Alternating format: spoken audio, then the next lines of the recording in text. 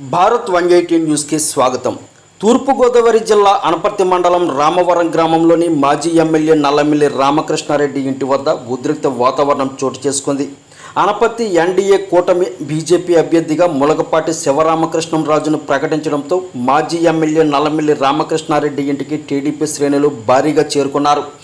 ఆత్మహత్యకు ఇద్దరు కార్యకర్తలు ప్రయత్నించగా నల్లమిల్లి రామకృష్ణారెడ్డి వారిని వారించారు. ఈ దృశ్యాలను భారత్ 180 మీకు అందిస్తోంది.